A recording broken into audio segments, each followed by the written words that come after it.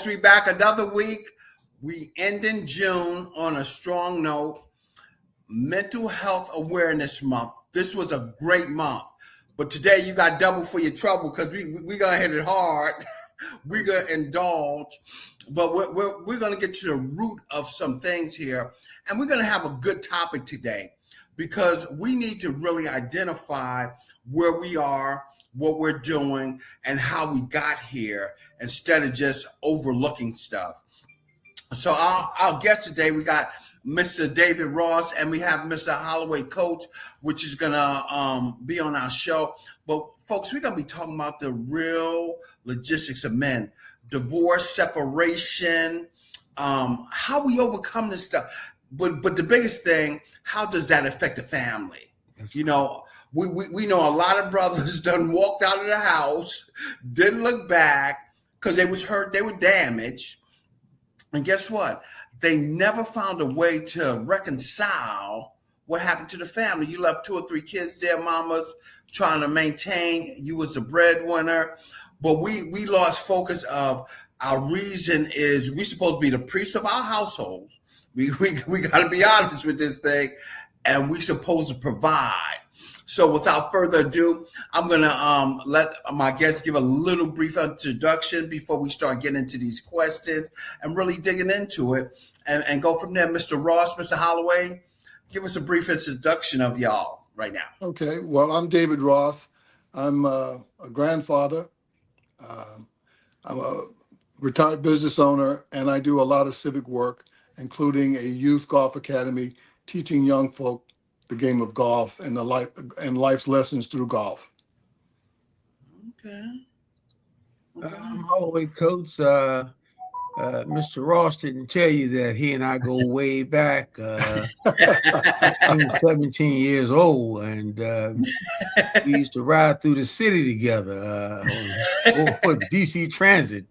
But we shared some good times growing up in the inner city and learning about life. And as life has afforded me, an opportunity to be part of this faith movement. I'm not a holy roller, but I do believe that there's a power greater than us. And Amen. I believe that's what brought Dave and I myself back together again, because we had that same belief that there is something greater on the inside of us. We just don't know how to tap into it to move forward because of the crowded noise that's around us. And so we're on the same path, and we're looking forward to mainly, as I like the way you open up, this is about family and the man being in the headship. He's got to take the lead and take baby steps, but he got to step. He got to do something. And so I'm just pleased to be able to broadcast with you, Brother Johnny, and my good friend, Brother Dave. And hopefully we can help someone, who's on the listening, who may have questions that we can probably help and begin to show them a more excellent way. If that's absolutely. And we just so thankful for that because we deal with a lot of things out here. I tell everybody, I can testify. I walked away from divorce. The family was damaged. I was damaged. Some of the family still damaged. But how do I reconcile that? How do I go back and just give us your ideas? How does that really affect the family as men, African-American men, walking out of that household and knowing that we have left the family behind? Okay, well, leaving a family behind is as traumatic as the divorce, the separation. That brings upon trauma on the entire household.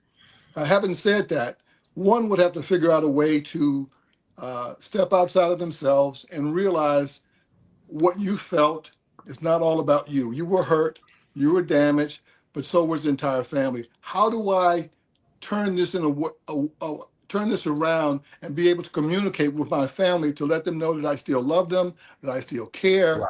You have got to say, this is not all about me. And so does your former spouse. She's got to agree that communication is going to have to be the key. And I'll let brother coach elaborate on that.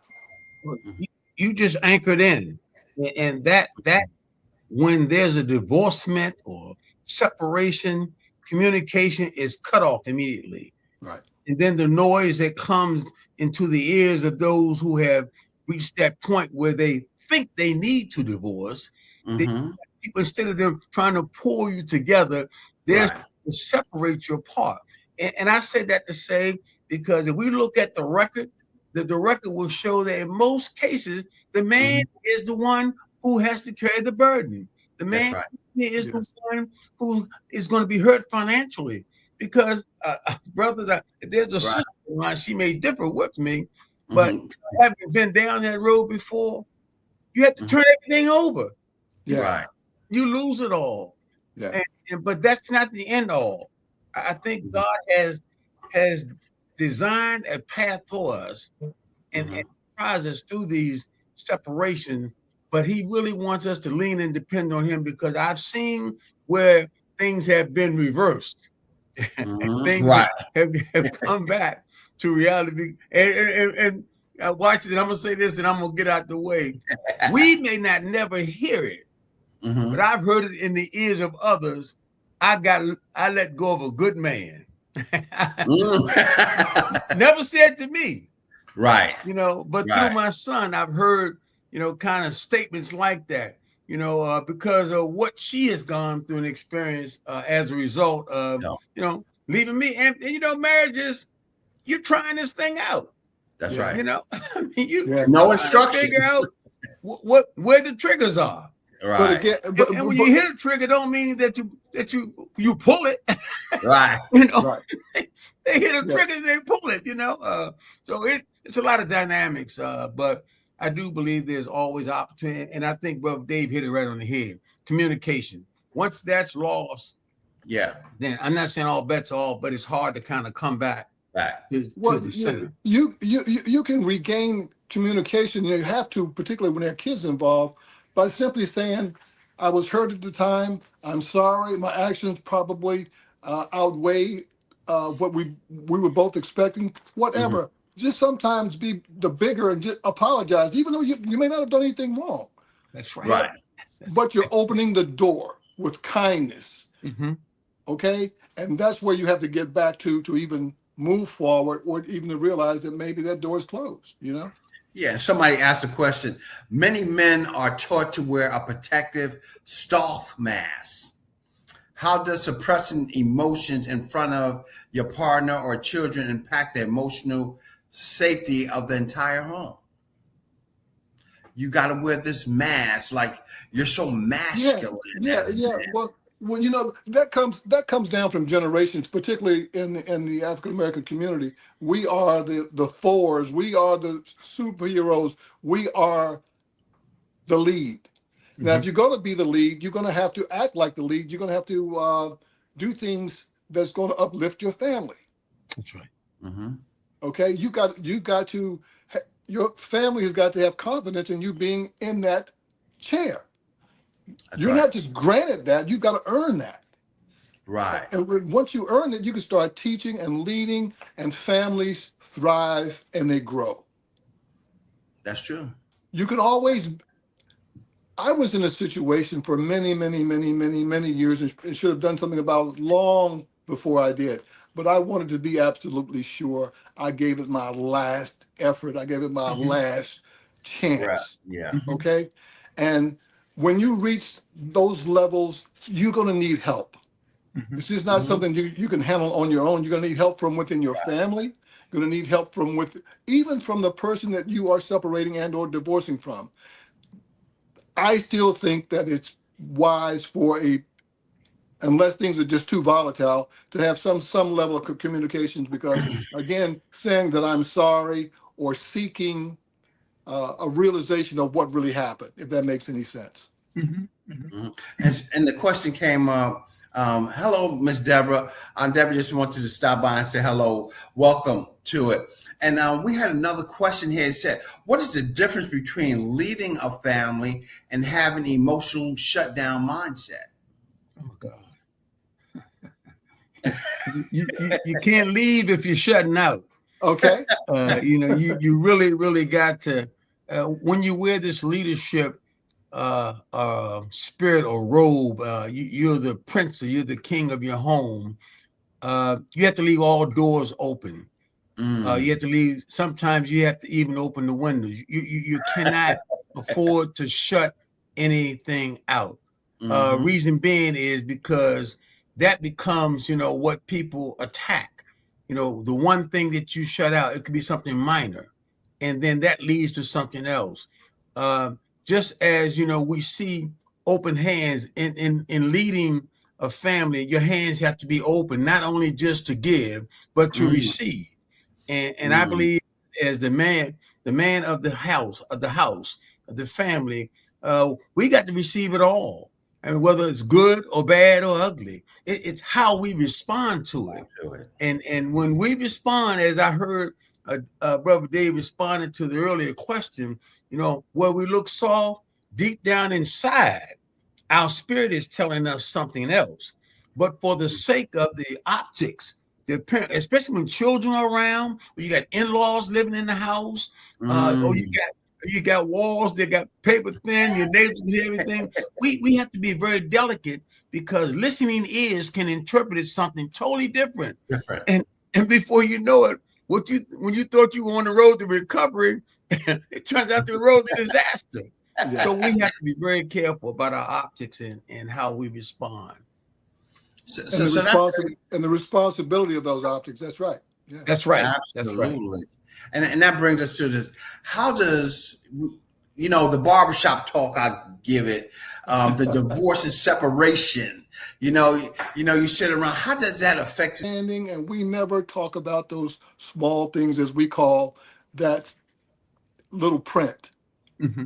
Okay. What are we going to do after we get married? What are we going to do about the mortgage? How are we going to address our bills? How are we going to pay our bills? We don't want to talk about those things. That's right. No. Our credit ain't right. Okay. So you gotta put it all out there. You gotta put it all out there so she'll know that she won't be shocked and there won't be a divorce 6 months down the road.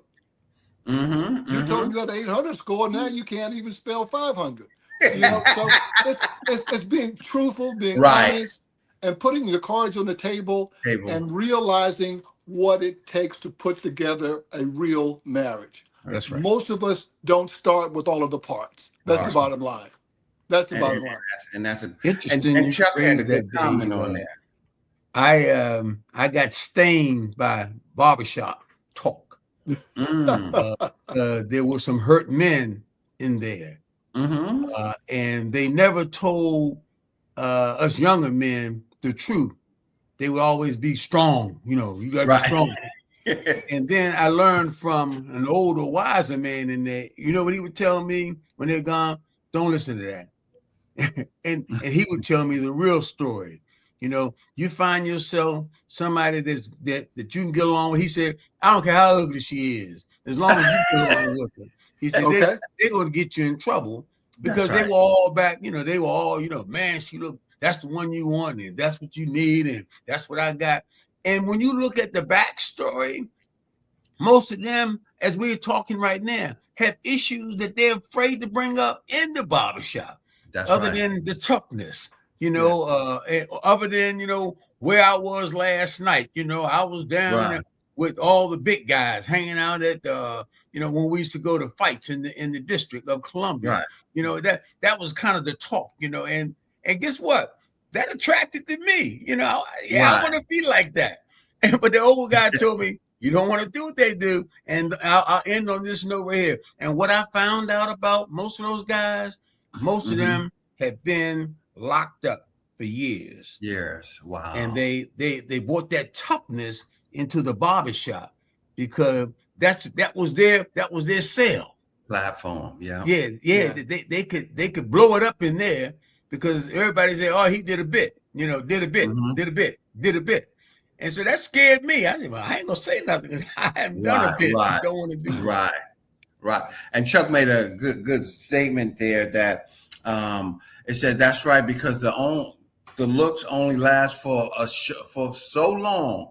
No matter how good they look, it has to be more than the overall package, That's which right. is so important. You know, you got to come with a total package when they're coming in. Welcome Nicole, as well as she coming in as well. And half of the barbershop talk is fabricated or what That's they right. want you to hear Okay. that makes them look good. Yeah, 80% of it's fabricated. Okay. That's right. That's yes. right. That's right. And somebody asked the question: how do men balance the pressure of being resilient provider with the need to be emotionally available and vulnerable?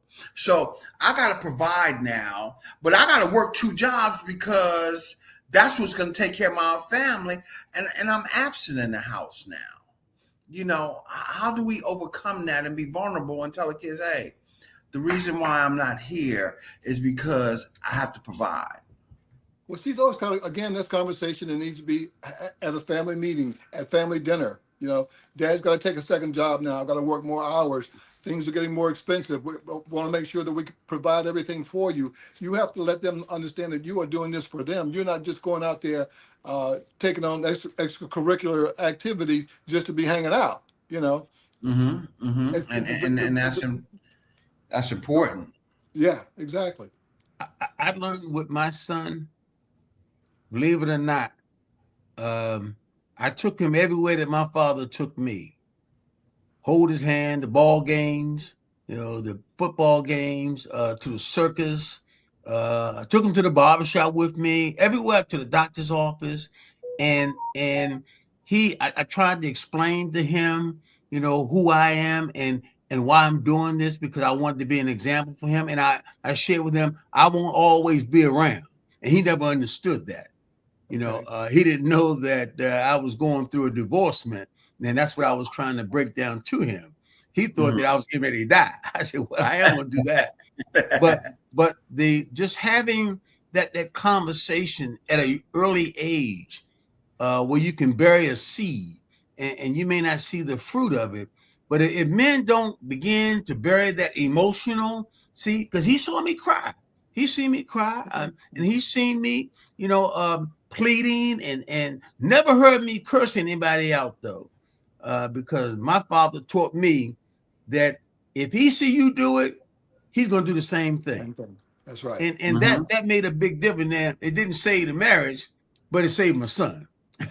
and Right, and right, right. so For it. so we do have that relationship, and he's doing the same thing prayerfully with the young women that he's seeing. Yeah, and it takes a lot for a man to be vulnerable and Yes, and to really pour down. And we need that more today. that's You Oh right. know, yeah. to be vulnerable, to understand that thing. And somebody said many times family members express themselves more harshly due to deep vested interest in each other. How do you handle feeling judged or criticized at home? And how do you prevent your mindset from spiraling into resentment? Oh my God. Wow. Again, I don't want to sound like a cliche. A lot has to come out in conversations. A lot has to be discussed. A lot has to be realized who is going to take responsibility of doing what. A lot of things just stem from understanding. Mm-hmm.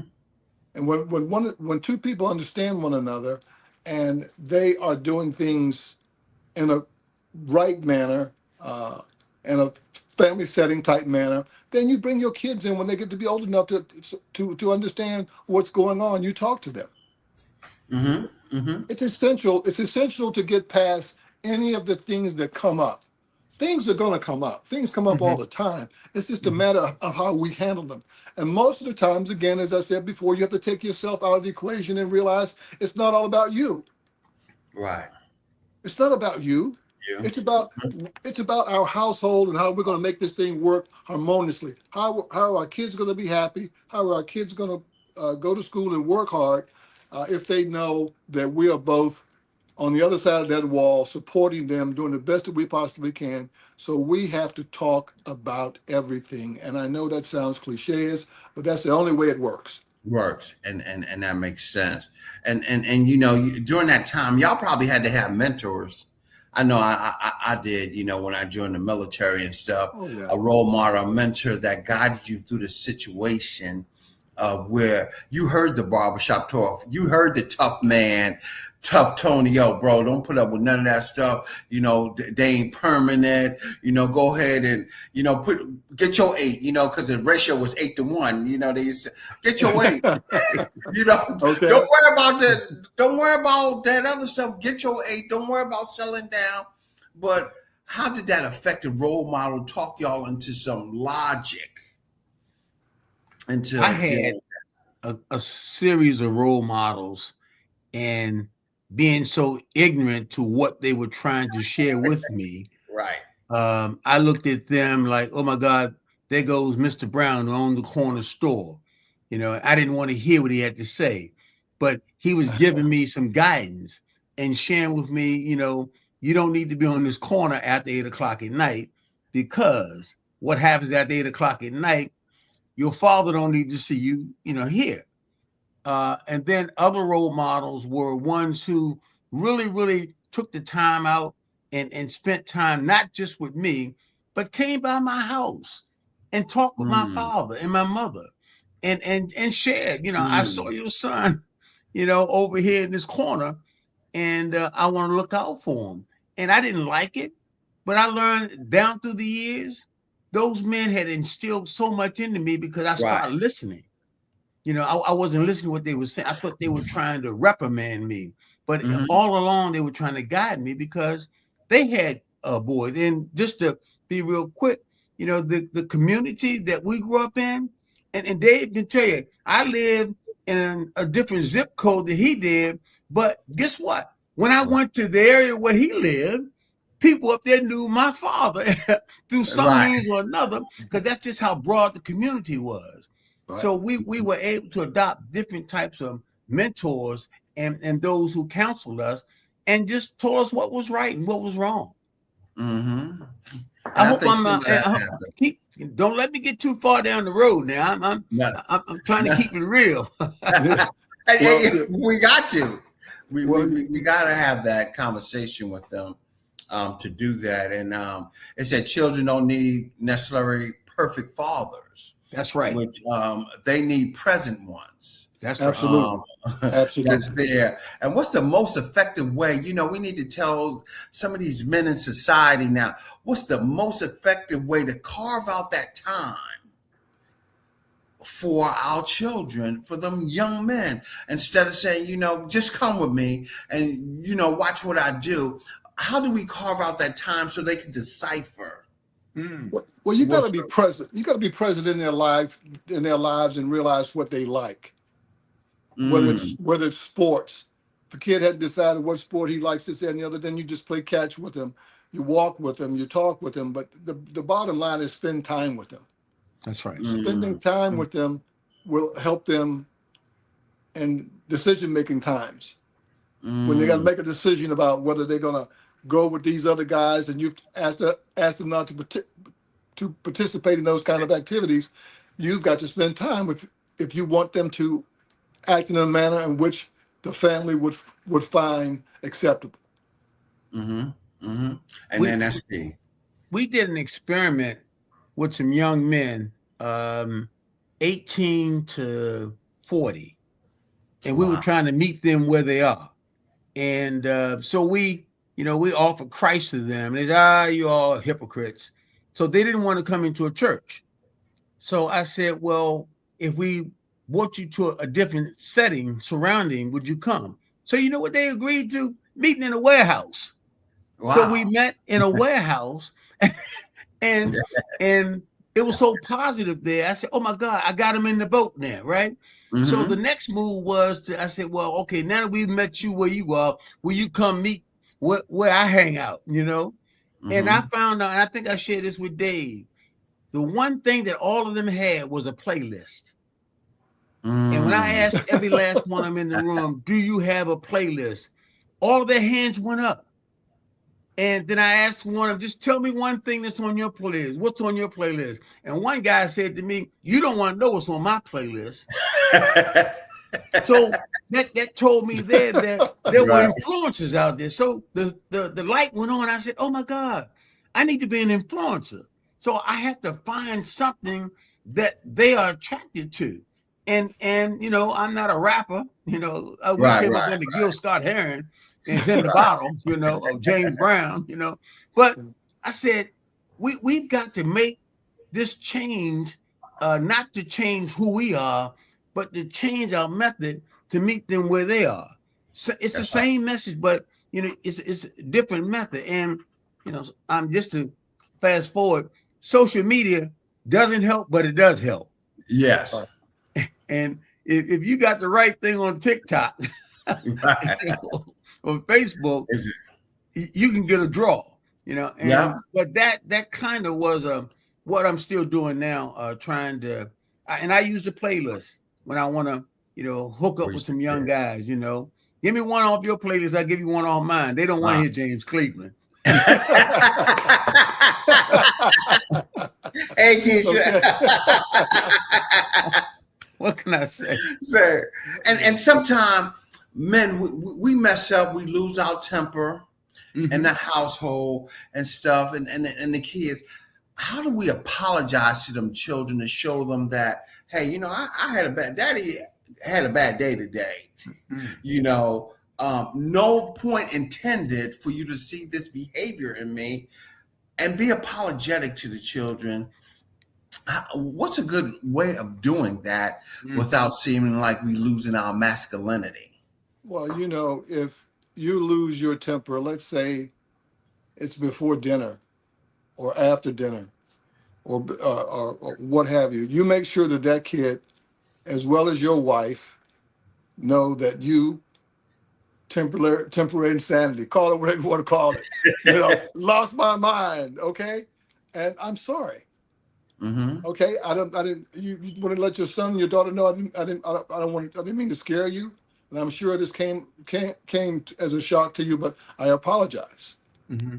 But before they go to bed at night, so that That's they right. can rest and they're That's not right. worried about that all night long, before they lay their head down, you should have that conversation.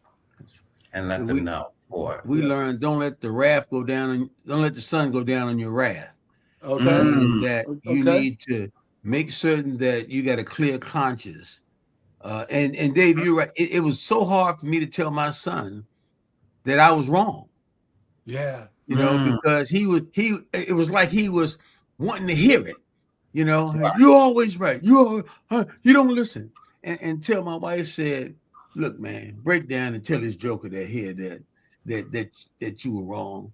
I said, "What's that going to do?" She said, "You'll be amazed." And so I said to him, I said, "Look, man," I said, and I told him the truth. I said, "My father never told me that he was sorry for whipping me. He Not would say, once. this is going to hurt you worse than it hurts me. But for him to say he was sorry, no, went against That wasn't no, happening. no, no. So it was hard for me, but when I did it, I can truly say today, as a result of it, could have been that one thing. We have a much better relationship today than we did prior to when he was kind of a teenager running buck wild. Hmm. Okay.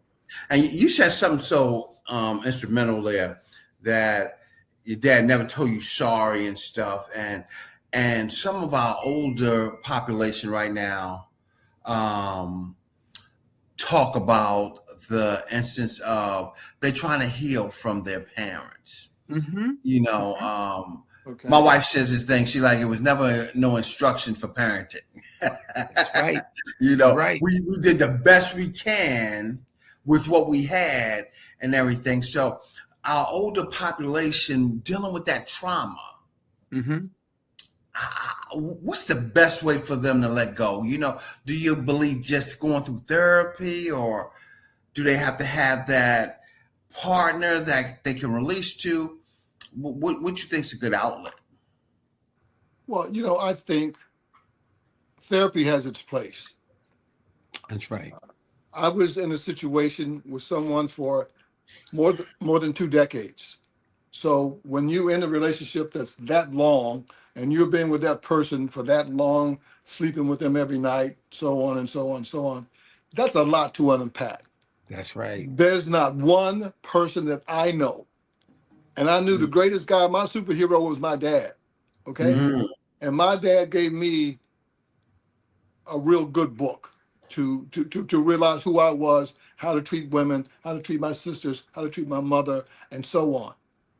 As a result, I'm a gentleman, and I'm proud of that. Mm-hmm. But to get back to your question, we have to again be vulnerable, and it's okay. But therapy got me back on the right path. Mm. Mm. As nice a guy as I am, and I think I'm a pretty nice guy, Mm-hmm. I was so hurt, I thought about hurting someone. Mm-hmm. Right. Okay? Mm-hmm. That's the kind of trauma that we go through. It took me a while. At first, I wasn't going to go sit and talk to some stranger about my personal business. Right. I should have been there years before. That's it. Right. Right. Right. Okay? And may have saved it. I don't know. But I'm just Right. saying, it got me. I'm realizing who I am. I know who I was before because I was providing for those around me. I wanted to make sure that they were all happy. Right. Now it's my world. Mm-hmm. Mm-hmm. I'm happy with myself. I'm happy with what I do. I'm happy with giving back to young men that I see on a daily basis. Mm-hmm. But again, therapy has its place. It works. It's positive reinforcement. You know, it took me a long time to realize that therapy was a good resource to manage some of the things I went through in life. You know, from the military and leaving the house at 17 years old, you know, and trying to figure it out. Right. You know, trying to figure it out, and then getting out there and getting married early and thinking that I got all the answers to this thing, to where, you know, my therapy was me going out there and having a drink. Okay. You know, and we got it was having a drink, coming back, my head's a little bit lighter. All those other things I'm not hearing no more. I can come and lay down and sleep now. So I'm like, oh, I'm good. I'm great. To when I should have been sitting down saying, you know what, God, what you have me to do out here, man? I'm messed up. You know, for I'm messed up. I'm broken, and this is what I need help with. Instead of feeling, you know, I thought therapy was for weak men. I got to be honest here. Oh Yes. no! Oh no! Yes. Not at all. Not now at I know different. Right.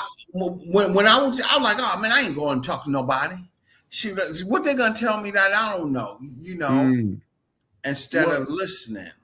It stabilizes. It stabilizes. Give you a fresh start. Absolutely. I didn't want to go into another relationship with baggage. Right. Was one of my reasons for doing it. But the real reason was I wanted to be able to be my best self. I don't care where I go. I'm going to look my best self. I'm going to act my best self. I'm going to think my best self. That's how I live my life. And I think if we all took a real close look at oneself and realize where you are, and then you ask yourself, how do I get to the next level? I want to do better. How do I do that? My brother Holloway and I talk about this all the time. We're spiritual beings. Spirit works through us, our bodies, through our being, but most of the time we don't listen. We miss so many blessings because we're hard-headed. That's right. We're just hard-headed. We know too much.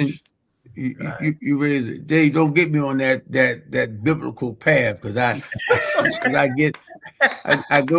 get too deep in here. I get lost in myself. But you know, I too wish that therapy had been cultivated in our space growing up. Yes. It wasn't cultivated. And brother Johnny, you're right. My therapy was some Wild Eyes Rose or some some cold duck, you know, That's and it was the whole bottle. And then the problem come right back the next day. and you keep compounding and compounding, then when you finally wake up, look at all the energy that you lost. And we talk about where we could have been, 20, 30 years ago, had we not been exposed to those things that would have made us a better person. Because the world had us thinking that, you can't be great because look at you. You would never be great. Look at you. We didn't become great until somebody said, I am the greatest. Okay. I We had am. to have Okay. role models like that to come out, say it loud, I'm black and I'm proud, Wow. and the ones who say high me town. I mean, I'm not trying to come down on anybody's racial Yeah. ethnic background, but we needed that kind of outspokenness, and then that became my therapy. To this day, I'll share this with you. I shouldn't tell you, but I'm gonna tell you anyhow.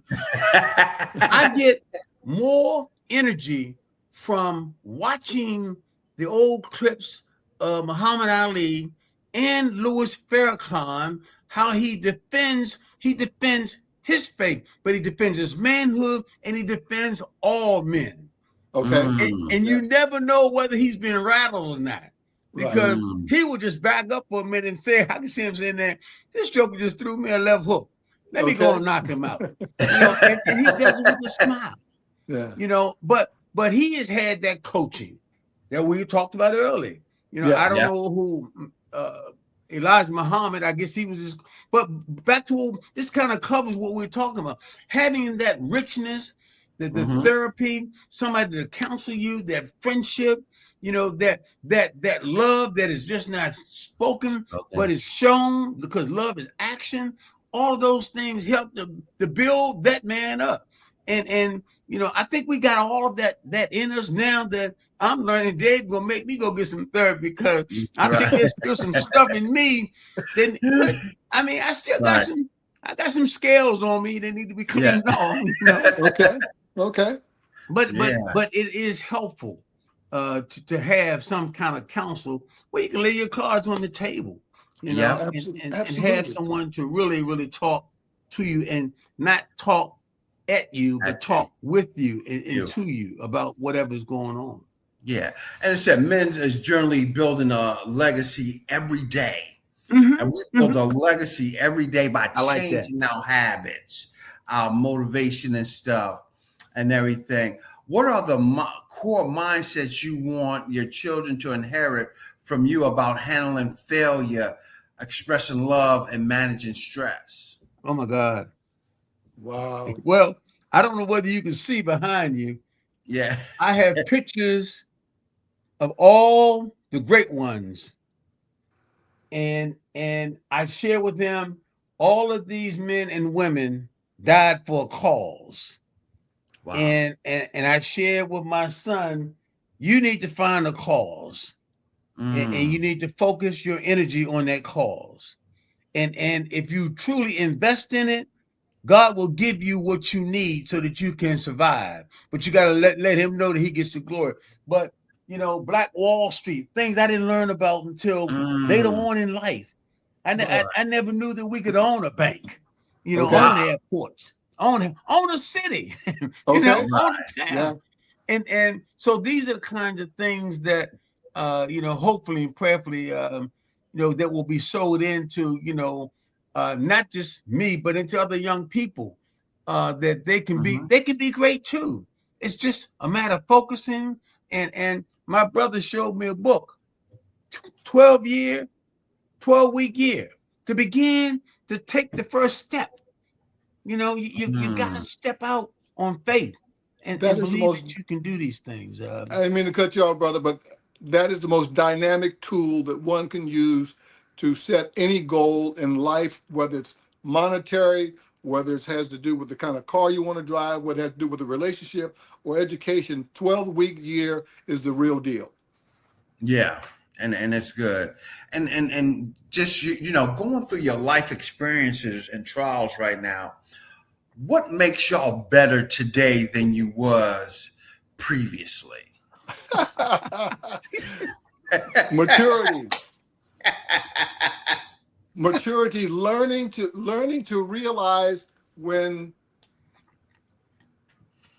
I won't say how to win a war, but to get along. I want to put it that way. Okay? I don't have to win. I don't have to win. I want to get along. I want to show you that I care, that this matters. Taking myself out of the equation, but wanting to put my family first. But Johnny, brother Dave, I've learned, even though I got some scales on me, but my integrity is all I have left. Amen. I'm north of 70. And if I were to leave a legacy behind, I'd rather that they say he was consistent.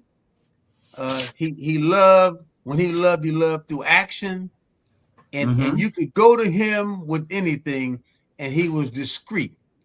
He didn't share personal information about people who shared it with me, because as I said, I look at these heroes and sheroes.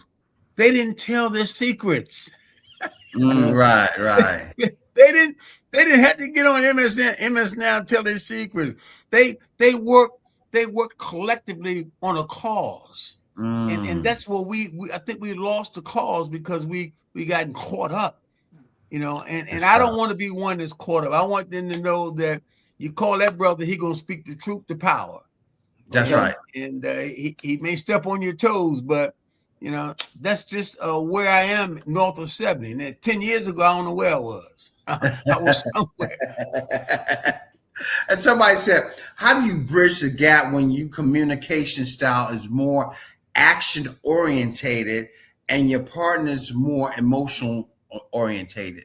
How do you deal with that?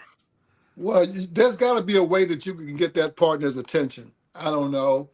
There's no script, It's just getting someone's attention, and they have to realize that they've got as much in this game as you have in this game.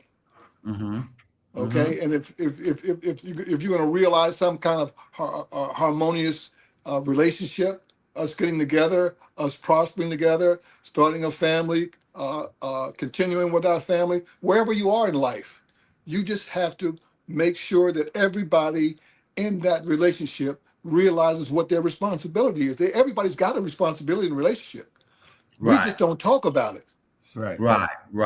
And we have to. And folks, we're going to have Mr. Holloway and Mr. Ross emails go across. We know it's somebody out there, you might not want to talk because some men, we struggle with picking up the phone and saying, hey, Mr. Holloway, I'm a little messed up, or, I messed up my life. And can you give me some insight of how to get it right? And man, just drop them an email and give them the opportunity so they can respond back, and so y'all can have a conversation. Because what we don't want to happen is we keep doing the same thing over and over again, over and over, and our young people see it in our communities, and they start acting out, and we have to change the dynamics of what's happening with our young folks, how we dealing with them. Mr. Ross teaching them golf, Mr. Holloway's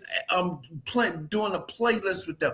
We have to find those areas that we get that, because guess what? We're going to turn into like a combat zone again.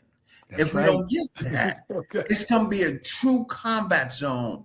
And somebody said, why is it so difficult for men to ask for support, whether from a partner, therapist, or community? And how does that isolate and affect the marriage? That I tell people that hinders your marriage when we can't have that. And man, what's y'all thoughts on that? Well, again, you got to embrace one another. And it's not all about one or the other. You have to embrace one another. And everybody's got to realize they got to skin in the game. I can't say it any simpler than that. It's work. It doesn't happen naturally. Go ahead, brother. Yeah. Now, I was going to say part of my marriage counseling was some years ago. It didn't work with the other lady, but it was working with this one. The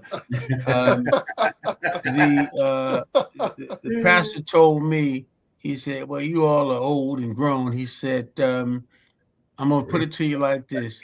Enjoy your honeymoon. Make every day your honeymoon.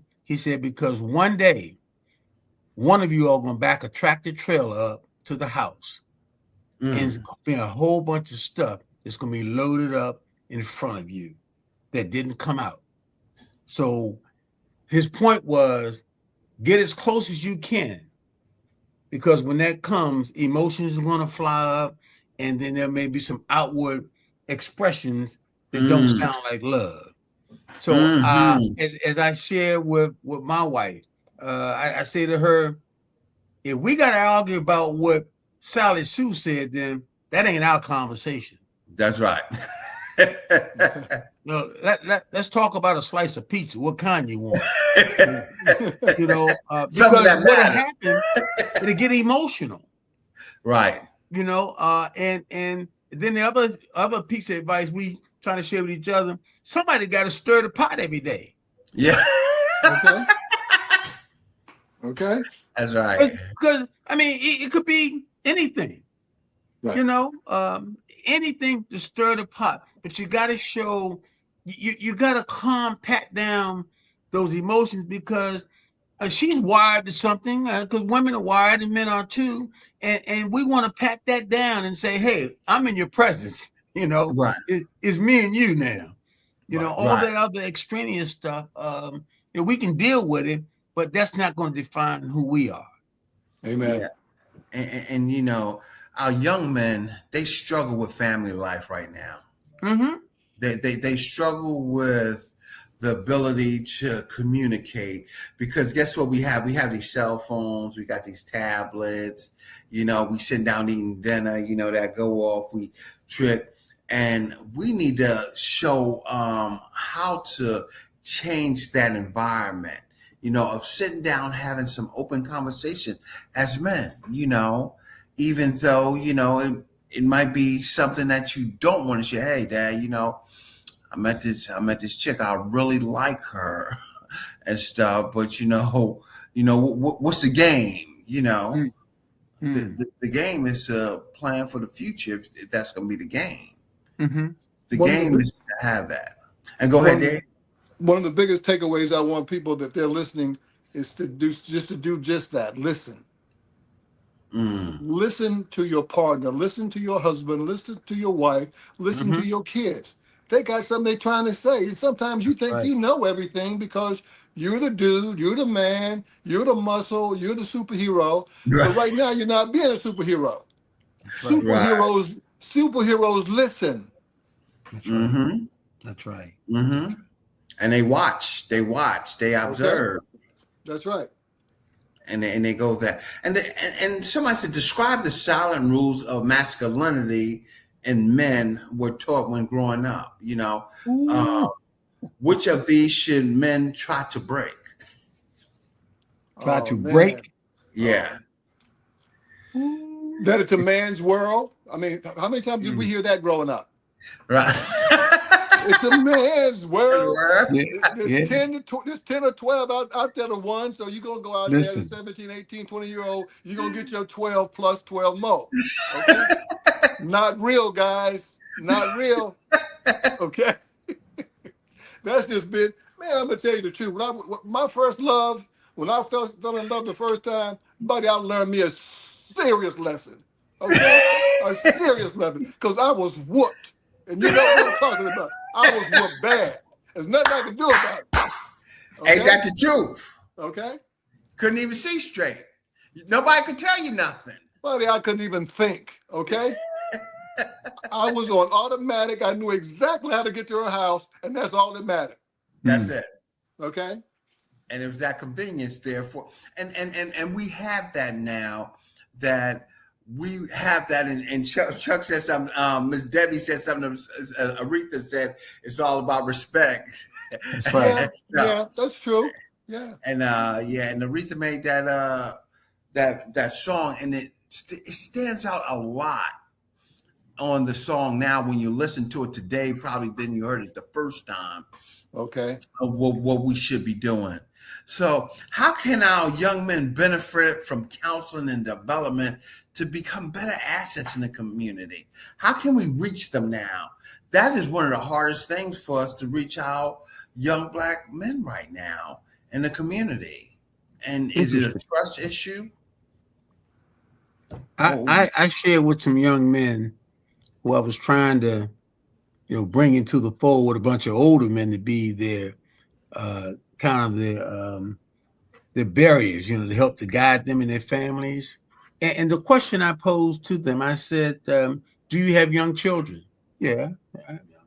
I said, "Are you concerned about their education?"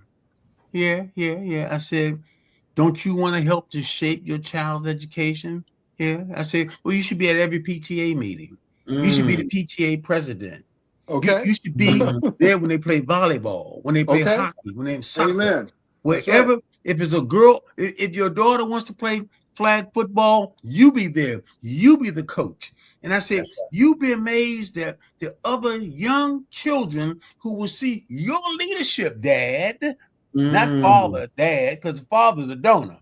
Dad is a Okay. man that Okay. shows up, and you will be showing them what a family look like. They'll be wanting to come over your house, and you'd be so impressed as to what you've done." Then the last point I shared with these young men was, if you're under 45 years old, you need to take advantage of your community. Run for a local office. Amen. You mm, got to do something. Get And involved. we learned this through this foolishness going on there. State's Secretary of State, one of the most powerful officers in the state. You know mm. how I found that out?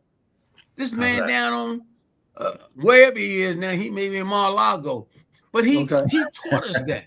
He exposed everything, and so our young men need to take back our community. Then they can control the narrative. They can control what grocery stores come in their communities. I That's mean, right. but our young men aren't taught that because David, I tell you, I think I failed 11th grade history or civics or whatever. It wasn't interesting, but that's so important, to know that if we're going to make an impact, and young men today, they're so smart. You'd be Very amazed smart. at what it takes to qualify just to be, work for, be a council person. I think here in PG County, I was Mm-hmm. told all you need is 2,000 signatures, That's it. and you can run for elective office. Right. Every Wow. young man under 45 ought to have that, and then if they don't Wow. make it, they ought to pool together and form their own party. you know, Wow. but Yeah. but they and we learn. I don't mean to take up too much time, but No, it's the take it out. model that's being presented to us now. You don't like the way this is done? Form your own. Don't call it a coffee party, dark coffee Mm-hmm. party. You know, Right. and and Right. and then you begin to start galvanizing these things in your neighborhood. You begin to speak up. Go to your town hall meetings. Find out ask a question. Let them Right. know where you Right. live. And you'd be amazed at the responses that you get back because they'll say, "Hey, we got a troublemaker down there on Apple Green Lane. Go down there and see what's going on see if he paid his taxes or his HOA." You Right. know, Mm. when they start coming at you from that angle, that means you're onto something. That Right. that Well, yeah. that means And you another up the thing. nerve and you challenge the power. So that's what I think we can begin to do with our young men to help them to direct that energy in a more positive space that can have impact on the community and their lives down the road. It'll have And a that's huge impact on their lives, particularly in a local community setting. And most of all, vote. We can say all the things we want to say, but it ain't going to matter. And if you don't vote, nothing happens. That's right. nothing. Nothing That's right. happens. Nothing changes. But see, our predecessors, our grandparents, our great grandparents, so they knew the value of a vote. Young Mm-hmm. people nowadays, they choose not to vote because they said it ain't gonna make any difference, but they're voting for Donald Trump if they don't vote. That's right. Mm. Let's vote for And, him Mm-hmm. or Mm-hmm. and folks like him. that's right. And That's and right. Maryland did, and Westmore, God bless him, a solid brother, but he should have let that previous governor legalize marijuana, not him. Mm. See, well, the carryover. This prior administration, Yeah. they leave something on the table for you. Yeah. President Obama had to pick up health care because the Clintons couldn't get it Right. across the finish line. And I think this marijuana thing, I think he did it because that's what the constituents were asking for from this prior governor. I wasn't Right. asking for it. They should have asked me.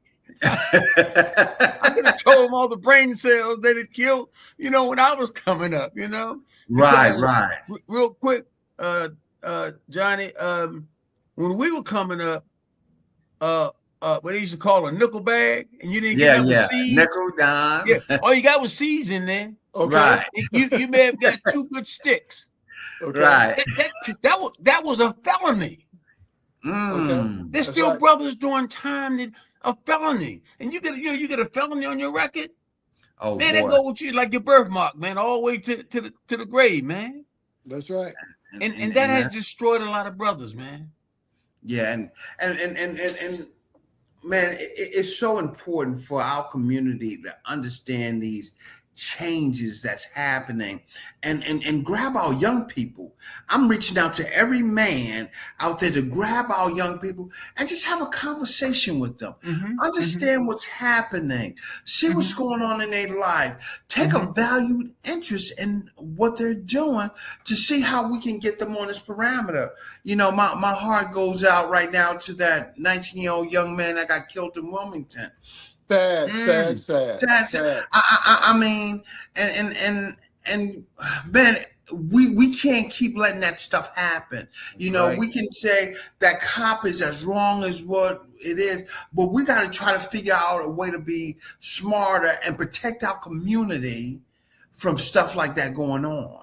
And hearsay and stuff. So I'm empowering, I'm challenging men out here to, grab your son, your daughter, and let them know, this is what we're dealing with. This is what we have to have. Like Mr. Holloway said, we got to have a cause out here. Yeah. We got to have a cause. We can't continue to go out here, work every day, and come back home and wait for 25 years to get a little 401k or something without having a purpose.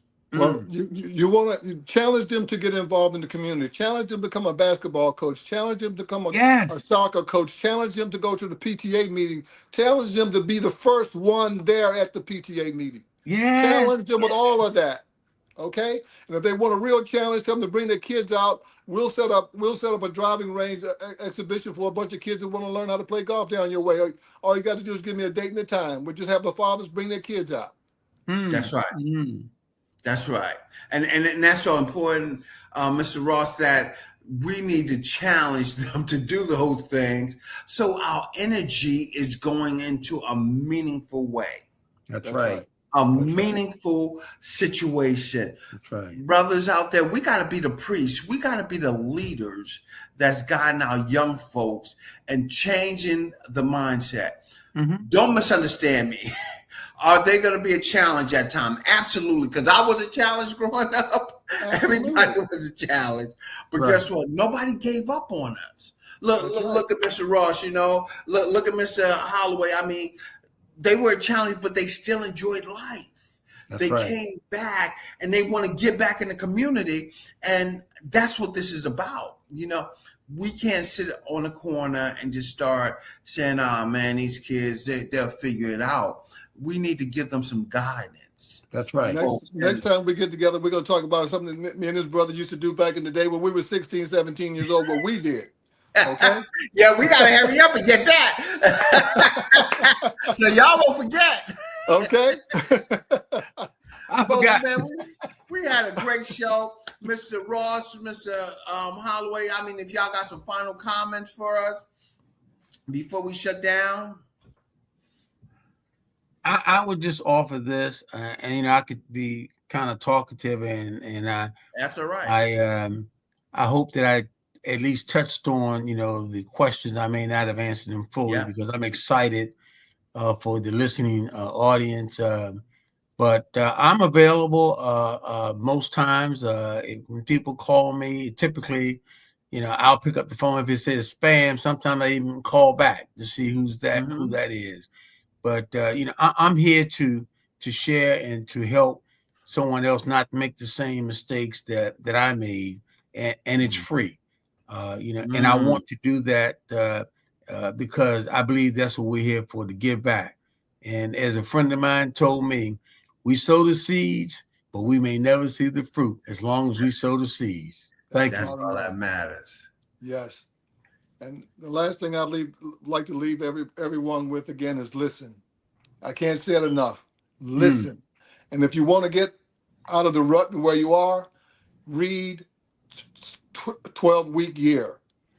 That will help you get anything done. There's a book right there. He's holding it up. Read that book.